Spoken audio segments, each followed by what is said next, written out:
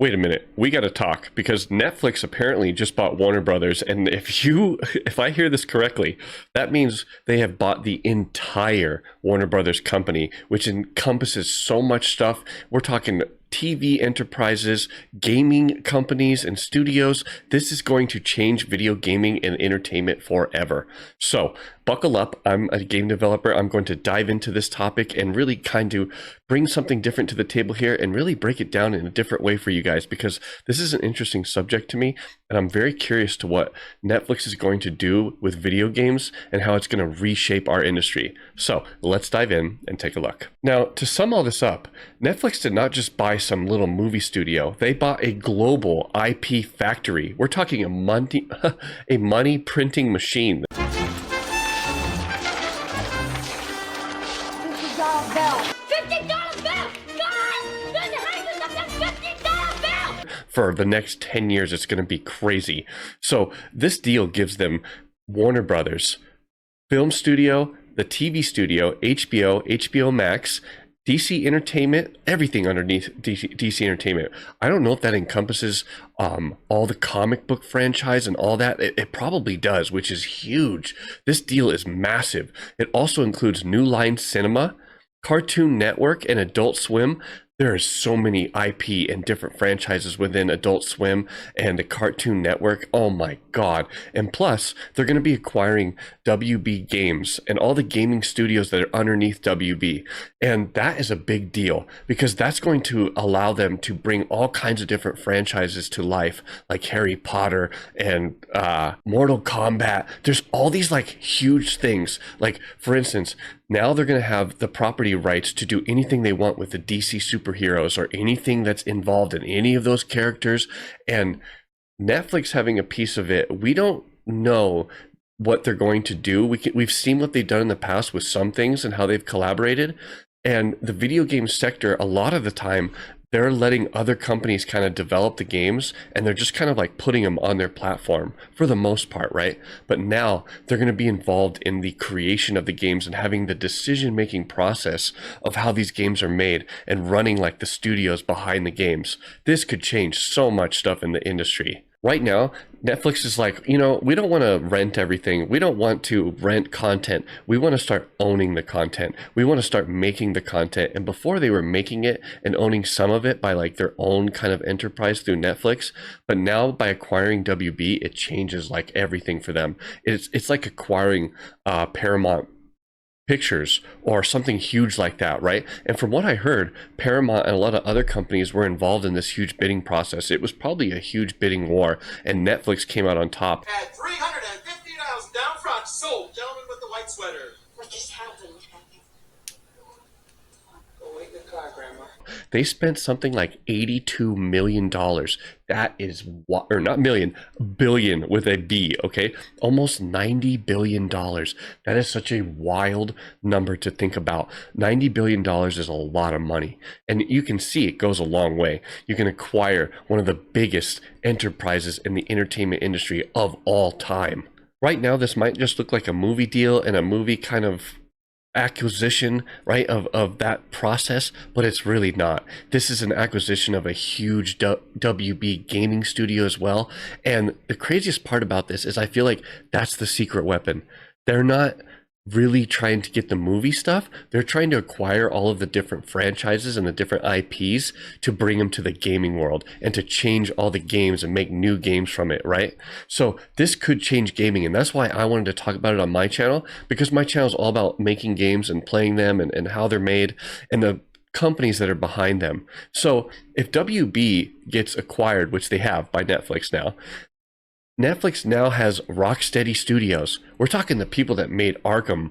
They now have NetherRealm Studios, Mortal Kombat, the people that are behind huge franchises of these. Like these games are massive, and they're massive kind of IPs. You can do so much with Mortal Kombat.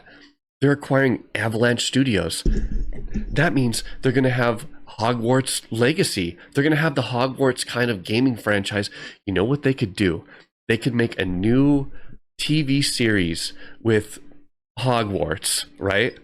And have it tied into a video game to where you're playing both of them at like the same time. Like when you finish the TV episode, they're like, okay, now log into Hogwarts Legacy on PS5 to complete your mission. And you're like, what? And if you watch a certain amount of the Netflix show, you'll get like in-game points or something. It could really change like the dynamic of how entertainment is presented to us and how we kind of interact with entertainment. I feel like by having the power of that, it could change a lot of things. It could be for the better and it could be for the worse, right? This could monopolize a lot of things and rub people the wrong way. But they're going to be picking up some of the coolest franchises. They're going to be picking up Lego. They're going to be picking up WB Montreal. That's the Gotham series. To Monolith Productions. I just saw this, Monolith Productions. That means they're going to have Shadow of Mordor, all those different cool games, that whole system that they had behind the game that was like a an enemy system. It was so cool. I don't want to go into it, but they have some really cool tech behind the Shadow of Mordor games, and if they bring that into other games and other franchises, it could really do something neat. I am on the side of being positive about this acquisition and it bringing something cool to the gaming industry. I'm sure you might see a bunch of videos where they're like dogging on this acquisition and talking shit about it, but I'm behind it a little bit. But also, I don't want it to get too big, because if it gets too big, it's a monopoly and you can't have like one company running everything. And we're all aware of that. So we got to see kind of how this plays out and what happens 10 years from now, 5 years from now. But as of right now, it's kind of a very interesting subject and topic. The other thing they've acquired is Mortal Kombat. I talked about this earlier. I personally have worked on Mortal Kombat 11, and it was such a fun game. It was such an honor to work on that game because it's one of my favorite games of all time. It's a game I played as a kid on the good old arcade, and I mean, I loved that game. It's so cool.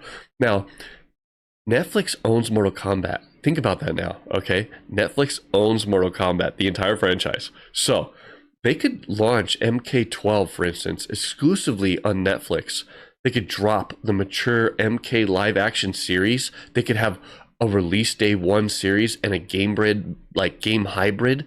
It would be so cool. This is what I was talking about, of like doing it as a combination of like a TV series and a game at the same time. If you bring the two things together, you could bring something really cool.